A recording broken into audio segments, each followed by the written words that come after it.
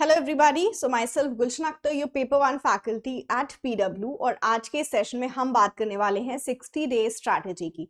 तो 60 days strategy क्या रहनी चाहिए, एंड पर्टिकुलरली यहाँ पे हम पेपर वन की स्ट्रैटेजी डिस्कस करेंगे, क्योंकि पेपर वन में जितना ज्यादा स्कोर होगा आपके जेआरएफ के चांसेस बढ़ते हैं। पेपर वन से ही आपका जेआरएफ निकलता है। पेपर वन अगर आपका स्ट्रांग नहीं है तो जेआरएफ आपका रुक जाएगा, राइट। तो हमारा पेपर वन की स्ट्रैटेजी क्या होनी चाहिए? अभी भी हमारे पास टाइम है और अभी भी हम पेपर वन में अगर मेहनत कर लें तो हम अपना जेआरएफ निकाल सकते हैं। So what should be the strategy? Let's get started. चलो डिस्कस कर लेते हैं। पेपर वन के अंदर सबसे पहली चीज तो पेपर वन आपके 10 यूनिट्स होते हैं, है ना। पेपर वन में आपके 10 यूनिट्स हैं, राइट। यूनिट्स कौन कौन से हैं? तो हमारे टीचिंग एप्टीट्यूड है, रिसर्च एप्टीट्यूड है हमारे पास, we have communication, right. Communication के साथ साथ हमारे पास लॉजिकल रीजनिंग आ जाता है, we have ICT, we have higher education and people development environment. ये जो मैंने यूनिट्स लिखे हैं ये आपके थ्योरेटिकल यूनिट्स हैं।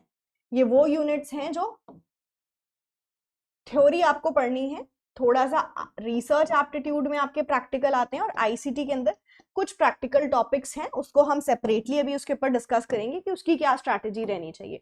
नेक्स्ट आते हैं हमारे रीडिंग कॉम्प्रिहेंशन की तरफ, आरसी।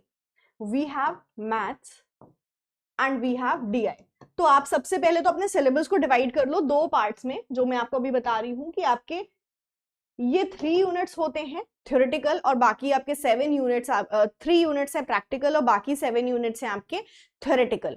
अब प्रैक्टिकल के लिए आपको डेली प्रैक्टिस करना है, अगले 60 दिनों तक आपको डेली प्रैक्टिस करते हुए चलना है, राइट। तो डेली हम कितना टाइम देंगे? 30 मिनट्स। रोज के 30 मिनट्स तो दे सकते हो, खुद से पूछो। यस, 30 मिनट्स हम डेली के दे सकते हैं अपने मैथ्स, डीआई और आरसी की प्रैक्टिस के लिए। आपको करना सिर्फ ये है कि आप प्रीवियस ईयर क्वेश्चंस उठाओ और वहां से आप आरसी प्रैक्टिस करो। आप उन क्वेश्चंस को लगाओ जो मैथ्स और डीआई में पूछे गए हैं। अब अगर आपको बिल्कुल वो कॉन्सेप्ट्स नहीं आते हैं तो सबसे पहले आप उन कॉन्सेप्ट के लिए वीडियोस देख सकते हो, यूट्यूब पे आपको वीडियो मिल जाएंगी। आप कॉन्सेप्ट्स देखो, आप अपने मैथ्स के कॉन्सेप्ट को पहले क्लियर करो और उससे रिलेटेड आप क्वेश्चंस लगाओ। डेली का 30 मिनट्स अगर हम रखेंगे, 10 मिनट्स फॉर आरसी, राइट। और मैथ्स डीआई का अगर आप 20 मिनट्स प्रैक्टिस रख रहे हो, मोर देन इनफ है। अगर हम ज्यादा दे देंगे तो और बेटर होगा, नहीं तो हमें 30 मिनट्स देने। अगर अभी से हम 60 डेज आपके मैथ्स और डीआई रीडिंग कॉम्प्रिहेंशन प्रैक्टिस करेंगे, ये 3 यूनिट मेरे बहुत अच्छे से पक्के हो जाएंगे। 3 यूनिट पक्के होंगे, और यहाँ से सबसे अच्छी चीज ये है कि यहाँ से हमारे मार्क्स भी बिल्कुल फिक्स्ड हैं। मतलब यहाँ पर जो क्वेश्चन बनते हैं ना, इन 3 यूनिट से फिक्स्ड 15 क्वेश्चन बनते हैं। बाकी यूनिट में कभी आपके किसी यूनिट से क्वेश्चन ज्यादा आ जाते हैं, किसी यूनिट से क्वेश्चन कम आते हैं, लेकिन ये 3 यूनिट से 5 क्वेश्चंस बनेंगे। मतलब यहां से मैंने कवर कर लिए हैं 30 मार्क्स। पेपर वन के अंदर 30 मार्क्स मेरे सिक्योर हो गए हैं। अब हम आते हैं हमारे थ्योरेटिकल यूनिट्स की तरफ। टीचिंग है, रिसर्च है, कम्युनिकेशन है। कम्युनिकेशन सबसे पहली चीज, स्टूडेंट्स को सिलेबस देख के लगता है बहुत छोटा सा, बहुत इजी यूनिट है, वो उसको बहुत हल्के में लेते हैं, लेकिन कम्युनिकेशन से ही मैक्सिमम क्वेश्चंस हमारे गलत होते हैं। क्यों? क्योंकि वहां पर अक्सर वो वोकैबुलरी या जो लैंग्वेज है वो ट्विस्ट कर देते हैं और कुछ ऐसे घुमा के क्वेश्चन पूछ लेते हैं कि हम फंस जाते हैं। तो आपका टीचिंग है, रिसर्च है, कम्युनिकेशन है, LR, ICT, higher education, PDE, ये सारा आपको यूनिट के थ्योरी कवर करने हैं ना। इतना टाइम तो है नहीं कि हम सब कुछ पढ़ें, तो most important and most repeated concepts आपको कवर करने हैं। Most important concepts from teaching aptitude, most important concept from research aptitude, जहां से रिपीटेड क्वेश्चन आते हैं। ये कैसे पता चलेगा? जब आप अपने प्रीवियस ईयर क्वेश्चंस को देखोगे। तो आपको ये करना है, आज ही प्रीवियस ईयर क्वेश्चंस लेके बैठो, क्वेश्चंस को एनालाइज करो, पिछले 5 साल के क्वेश्चंस को देखो कि क्या हमसे कॉन्सेप्ट पूछा गया है, क्या चीजें हैं जो हमारे पेपर में बार बार आ रही हैं। तो ऐसे you have to make a list of the topics. आप अगर अपने टॉपिक्स को एनालाइज करोगे तो आपके पास एक कम से कम आपके पास 120 टॉपिक्स मिल जाएंगे आपको, या 120 कह लो। और अगर हम उसको समराइज करके लिख रहे हैं कि हम सभी टाइप्स को एक ही जगह, रिसर्च के जैसे डिफरेंट नाम लिखने की जगह सिर्फ टाइप्स ऑफ रिसर्च लिख दिया, तो आपको कम से कम 70-80 टॉपिक्स मिल जाएंगे जो रिपीटेडली आपके एग्जाम में पूछे जाते हैं। अब ये 70-80 टॉपिक्स हमें करने ही हैं पेपर वन में आपके डिफरेंट थ्योरेटिकल यूनिट से। अब थ्योरी आपने पढ़ ली, ठीक है, आपने जो भी टॉपिक्स प्रीवियस ईयर क्वेश्चन से बनाए हैं, लिस्ट निकाली है, इनके थ्योरी तो सबसे पहले हमें कवर करने, कॉन्सेप्ट क्लियर करना है, प्लस प्रैक्टिस करनी है। जब हम प्रैक्टिस करेंगे तभी हमारे कॉन्सेप्ट जो हमने पढ़े हैं उनका एप्लीकेशन हमें आएगा। अभी मैं कल ही आपको यूट्यूब पे क्वेश्चन करा रही थी, मैं आपको ये बात समझा रही थी उस क्वेश्चन में कि देखो ये थ्योरी आपने पढ़ी है, लेकिन क्वेश्चन कैसे घुमा के पूछ रहा है कि उसका एप्लीकेशन, उसका प्रैक्टिस हमने नहीं किया, तो हम इस तरह के क्वेश्चन में फंसेंगे। ऐसा मैं हर क्लास में आपको अपने वो सारे क्वेश्चन कराती हूँ जो थोड़े ट्विस्टेड नेचर के होते हैं। तो यूजीसी आपसे इस तरह के क्वेश्चंस पूछता है जो थोड़े घुमा के पूछ रहे हैं, जहां पर आपकी एप्लीकेशन लगेगी।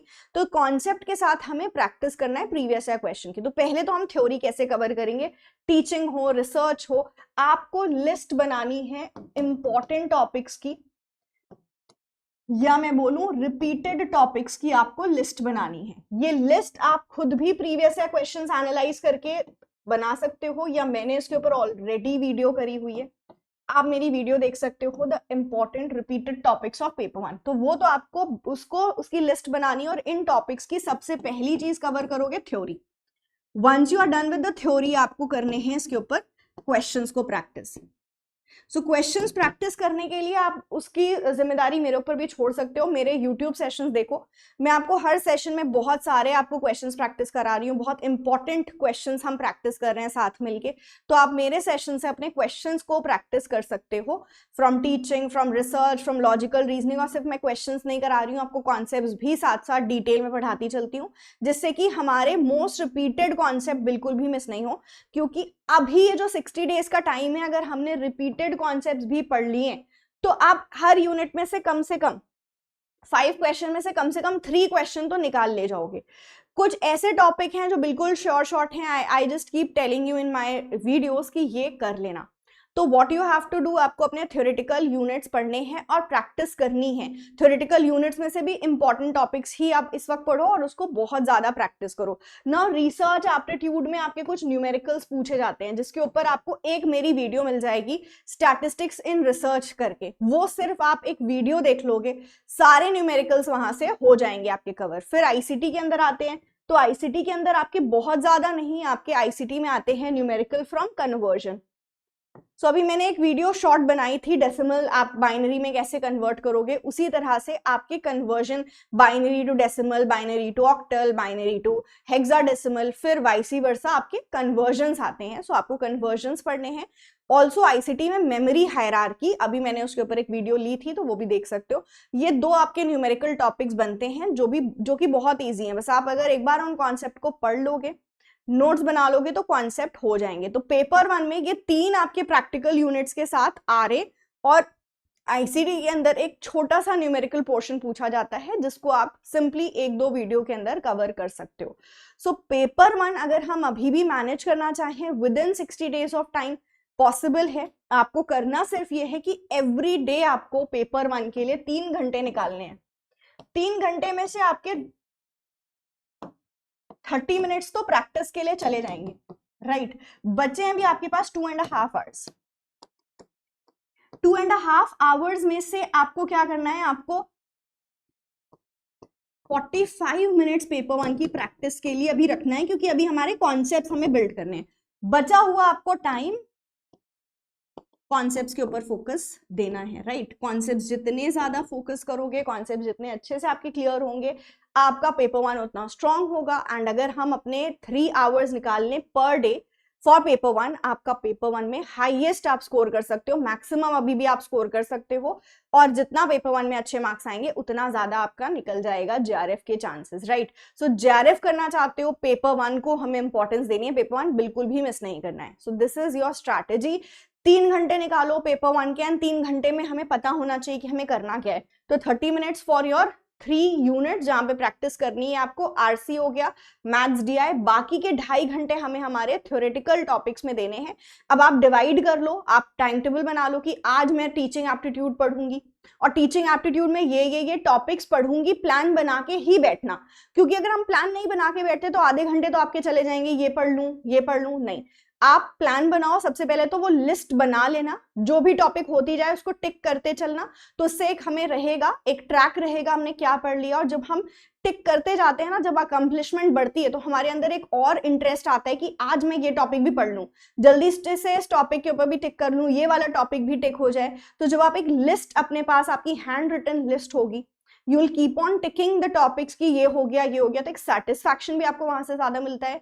और when you will make your list, तो आपको फिर पढ़ने का मन भी करेगा और आपके मैक्सिमम टॉपिक्स कवर हो जाएंगे।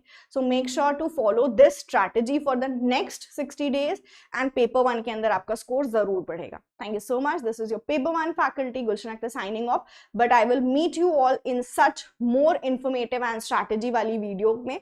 तो कमेंट जरूर करके मुझे बताना कि how you like this video and what next video you want me to make.